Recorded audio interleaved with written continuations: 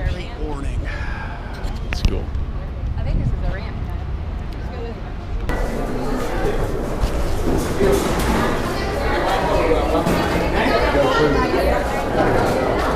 What? We just walk through anyway.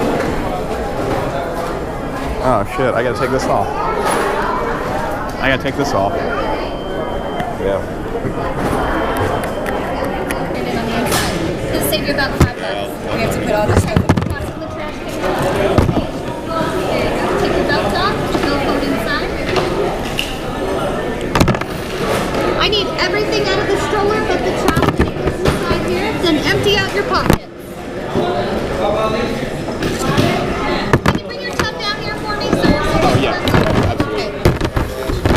Belt off? Yes. All belts come off. Okay.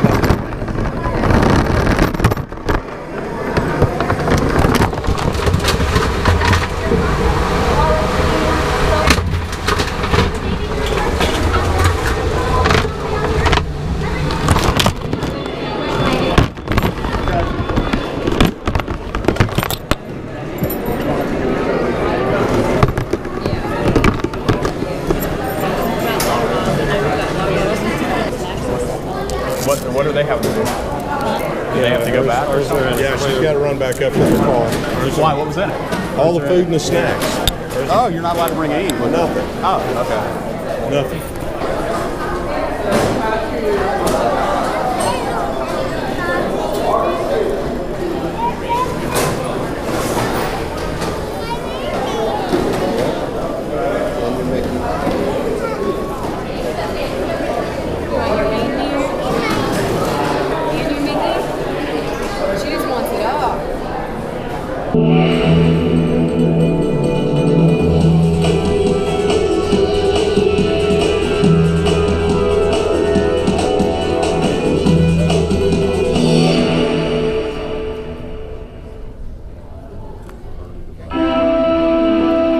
The government was already seeking ways to tame the Colorado through the engineering skills of the Bureau of Reclamation. But with 7 states disputing how much of the river's water each could claim, construction of a dam, any dam, was only a dream.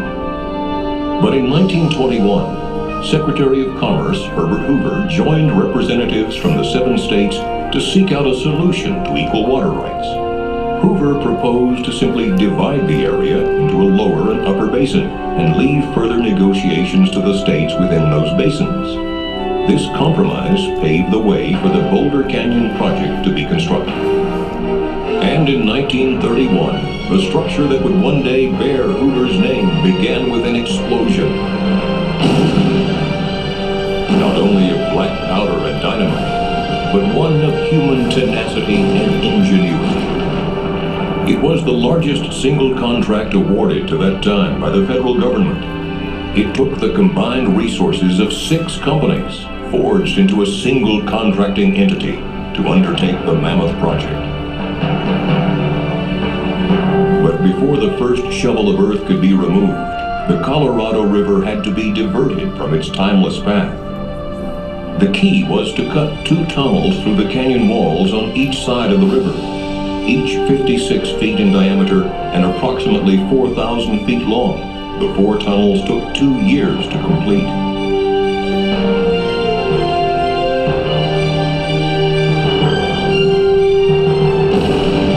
With the tunnels open and cofferdams in place, the Colorado River had no choice but to leave its riverbed and flow through the man-made corridors. With the river diverted, steam shovels dug through as much as 135 feet of silt, mud, and gravel to reach bedrock. And there, Hoover Dam began as a simple square wooden form filled with concrete, followed by more than 3 million cubic yards of concrete over the next 2 years. Add the adjoining structures, and enough concrete was placed to build a 4-foot wide sidewalk around the Earth's equator.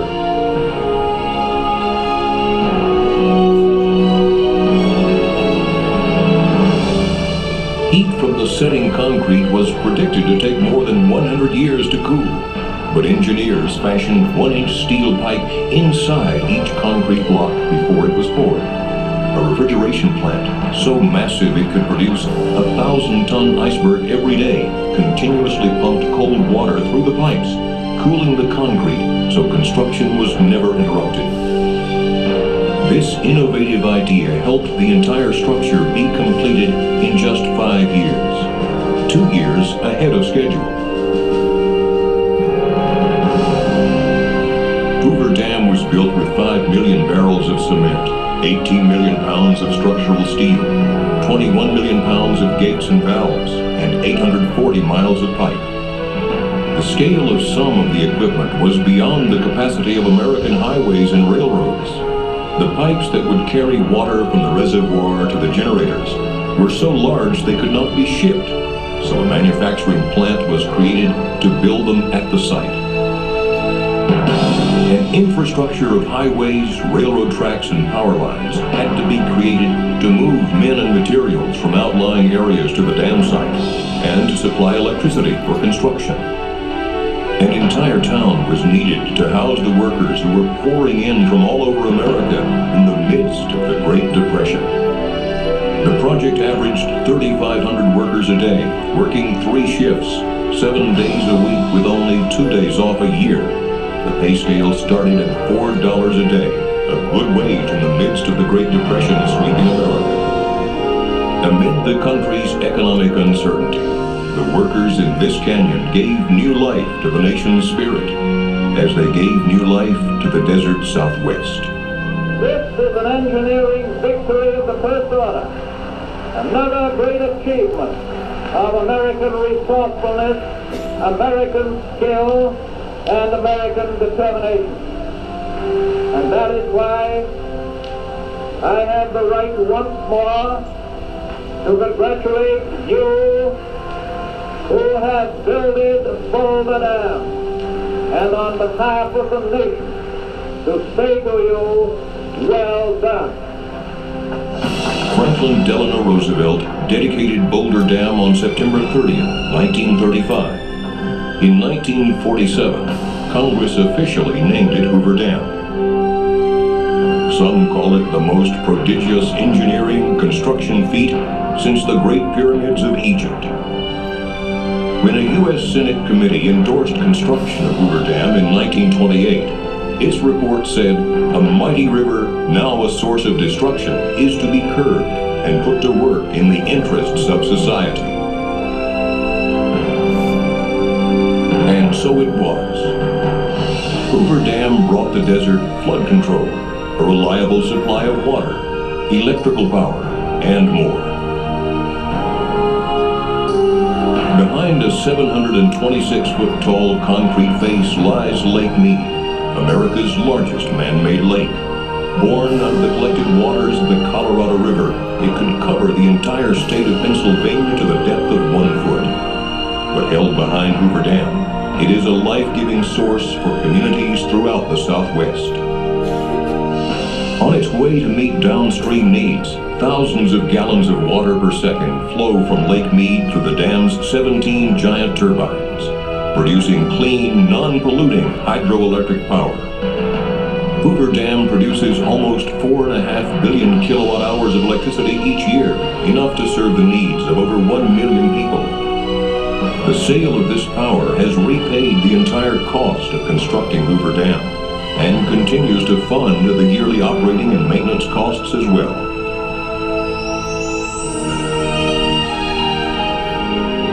Hoover Dam helped ensure a future for the communities that settled along the river and the low, flat valleys of Southern California and Southwest Arizona. In Las Vegas, Phoenix, Los Angeles, and other smaller cities, Colorado River water delivered from Lake Mead helps meet the needs of millions of people a year. Hoover Dam and other dams along the Colorado River contain the floodwaters spawned each spring by melting snows, and from their reservoirs flows an assured and reliable water supply for water users throughout the basin. Combined with the warm climate and rich soils of the lower Colorado River Basin, water from Lake Mead has created some of the most productive farmland in the country. Farms in Arizona, Southern California, and Mexico, irrigated by these controlled flows, produce over $1 billion worth of vegetables and fruits throughout the year for dinner tables across the nation. The clear reservoirs and controlled river stretches resulting from construction of Hoover and other dams have created year-round recreational opportunities at the National Park Service's Lake Mead Recreation Area and other locations along the Colorado River. Hoover Dam first helped create and now helps sustain the high quality of life enjoyed by millions of people in the desert Southwest. At Hoover Dam and its other projects throughout the West, the Bureau of Reclamation is focused on efficient, effective, environmentally sensitive water resources management to help ensure our limited water supplies can meet the needs of all who depend on them. Wherever the system delivers water, life flourishes.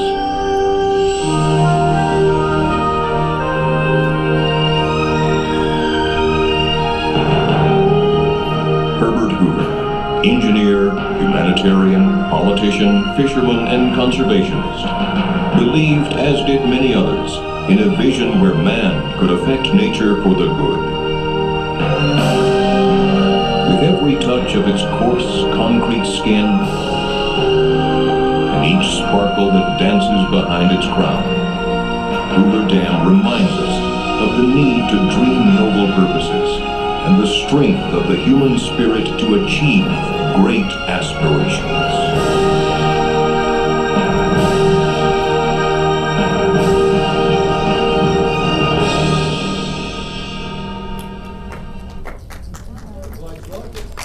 All right, good morning. If you have on a red, white, and blue wrist strap or dam tour, I will need to see that upon exit of the theater.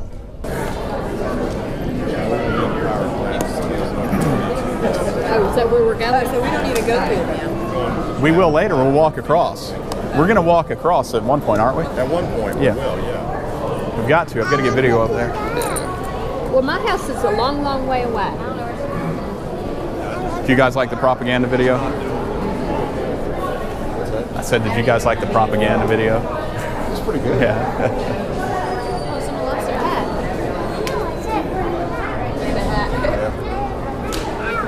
Hold for 4 times. Relieve your upper body, upper sinus pressure.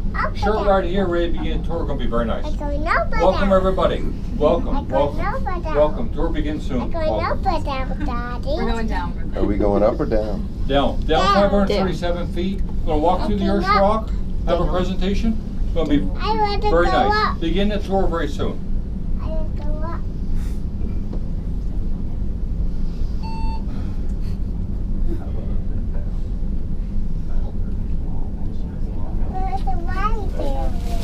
Yeah, no, it's like caves. My ears just popped right I know, around I did somewhere. too.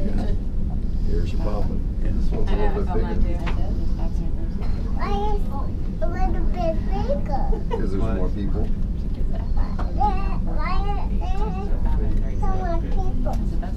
This is a more bigger attraction than the library is. More attraction. More attraction.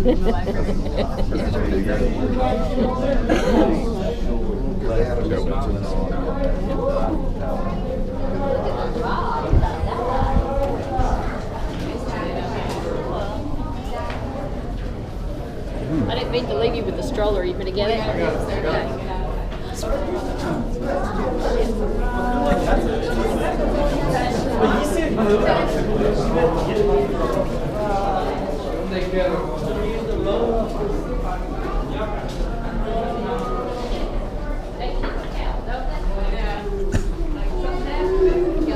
Wonder what's up there. It was 220 stairs to get back to the car. Well, yeah, we took the elevator though. Yeah, but I drove up because I didn't know where the stairs were. Right. And then go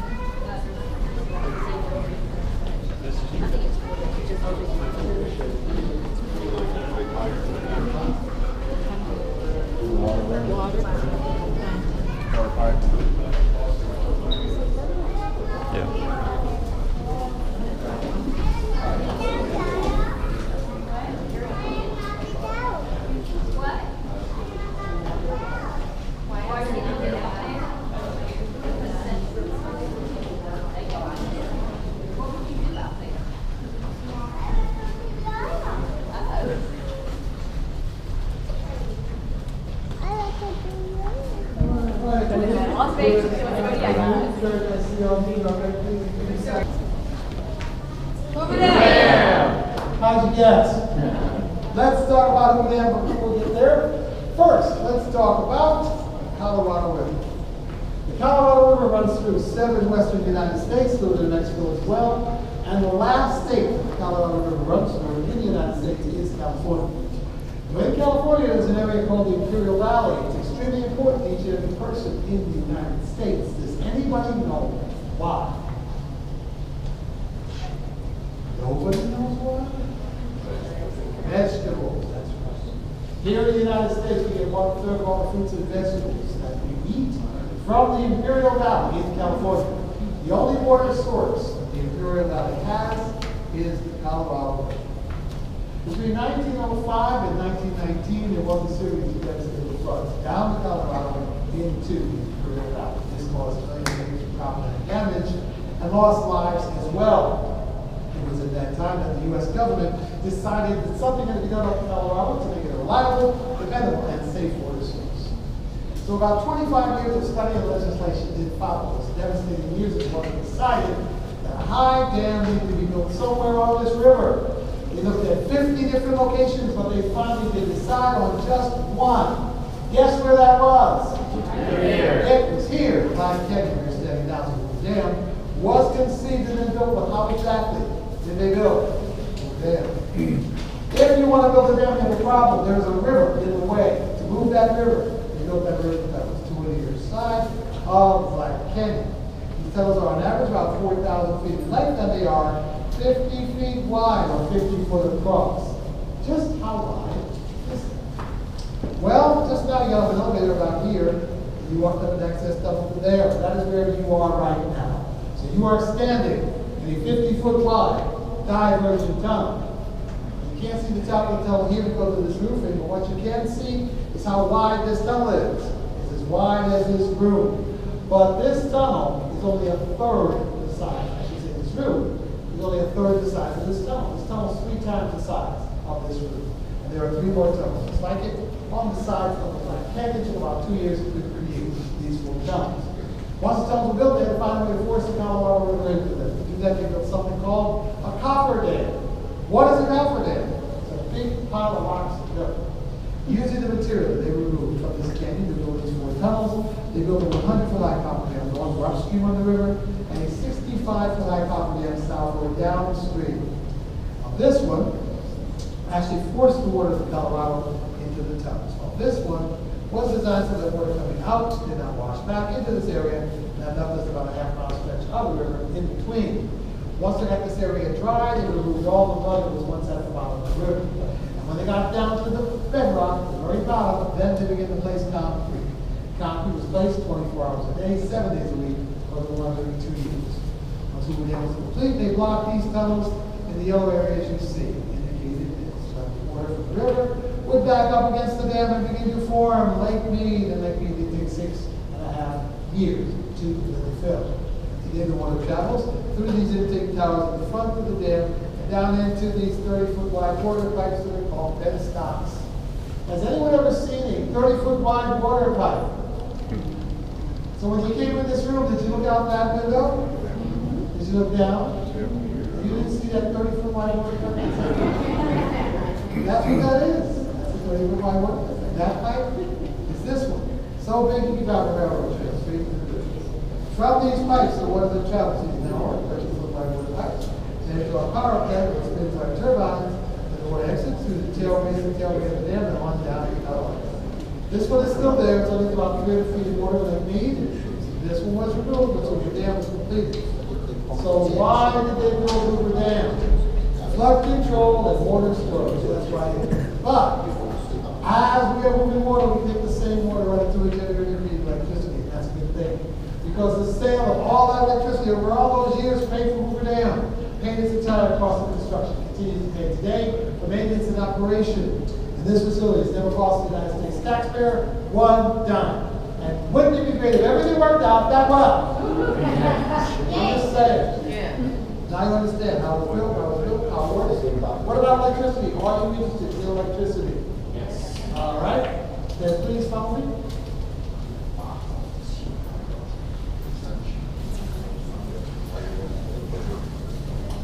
All right, going back up this way.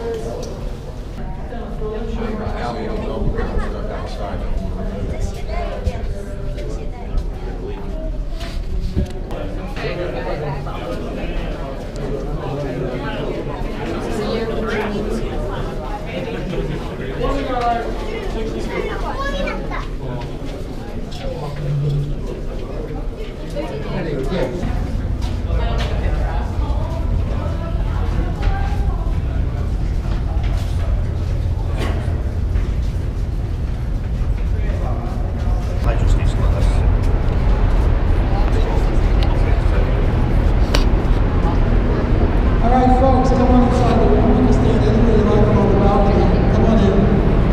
Nothing to see in that tunnel, though. So you want to come over here, we have lots for you to see. On behalf of the United States Department of the Interior and the Bureau of Reclamation, I would like to welcome all of you to the wing of the Hoover Dam Power Plant. 500 feet on the other side of those windows down there to your left is the Arizona wing of the Star Plant. The Arizona wing looks just like the Nevada wing. Imagine that ceiling fan spinning, but instead of a motor turning those blades, imagine water pushing those blades. Essentially that's what's happening 5 stories below us. Where the vents stop pipes, like the one you just stood over, are delivering water to the turbines, causing them to spin. The turbines in turn are connected to a shaft. Look inside this first generator here, N1, and you'll see inside that glass window a shaft. It is not spinning right now because no water is making contact that particular turbine right now. 1 floor below us on the generator floor level, that same spinning shaft has attached to it an array of 40 electromagnets. Collectively, that array is called a rotor, and if that shaft were spinning, that rotor assembly would be spinning as well. That's crazy. That's big. Plus 10 feet. Yeah. That's how big the dam is. I thought he said it got That's how tall it is.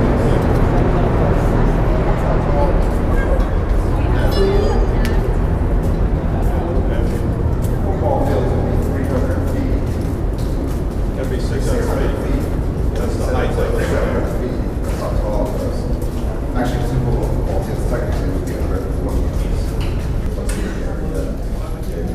The white deposits on the side of the rock, is that salt? Calcium carbonate. Okay.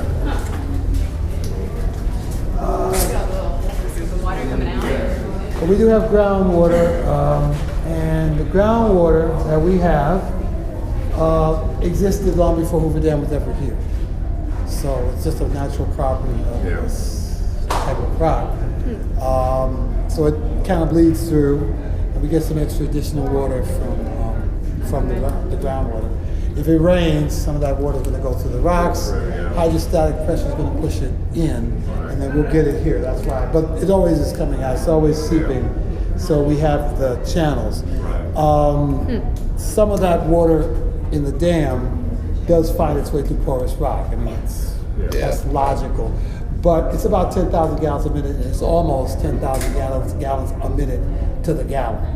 It stays constant for the most part. That comes out of these rocks. Per minute. It's about 500,000 gallons of water an hour. Something like that. So it's a lot of water.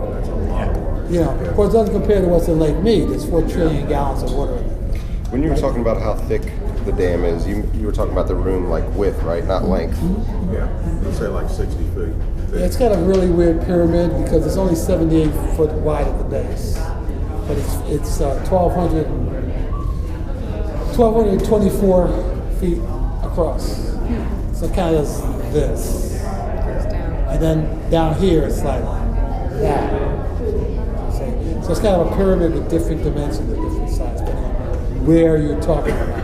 So it's not a pyramid like this with even sides. It depends on, because the idea is the arch is mostly why the water stays back, but the weight keeps the arch in place. Hey, Corey. That's why it's a gravity arch dam. Gravity keep the arch holding the water. Right. Yeah. They don't want you to stay behind in the dam. The dam. What's that? They don't want you to stay behind in the dam.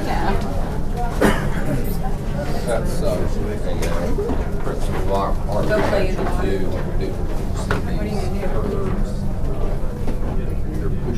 All right, So did you guys enjoy your tour? Yes. It was damn good, wasn't it? Yeah. Yeah, those jokes never get old. All right, so off we go upstairs. We'll be out upstairs in just about a minute. And we're going to drop you guys off on exhibit level. We're going to have a lot of information we can share with you about power, water, flood control. I talked about the generators, and we talked about rotors and stators and turbines. But you couldn't see any of that stuff because it's all inside the machine. Well, upstairs we have a model, so you can go inside and look at those things. You can see what a rotor looks like, see what a stator looks like, see what the turbine looks like. We have some interactive displays, some time-lapse photography as well, so you can make some electricity. You can also see them actually build the dam. Have a time-lapse thing you can watch upstairs. Some historical context for you too. We have some history stories that you can hear up at exhibit level, and a simulation of a power plant that you can run. There's an observation deck above the exhibits. Go up there, get pictures, great views of the Dam Lake River and the bridge. And across the street, the winged figures of the Republic includes a star chart, 26,000-year calendar. Real interesting story goes with that. That's by the flagpole across the street. Go see that before you leave us. Observation deck, elevators, green screen, pictures, exhibits, and the restrooms are all going to be that way when you exit. We thank you for joining us here today at Hoover Dam. I hope you enjoyed my tour. It was a pleasure to have you with us. Enjoy the rest of your stay with us. Have a great day. Yeah, that time's just right, Debbie. Yeah. That'll be proud of you. Future. Too proud of you. Now you know what it's starting to. You know what?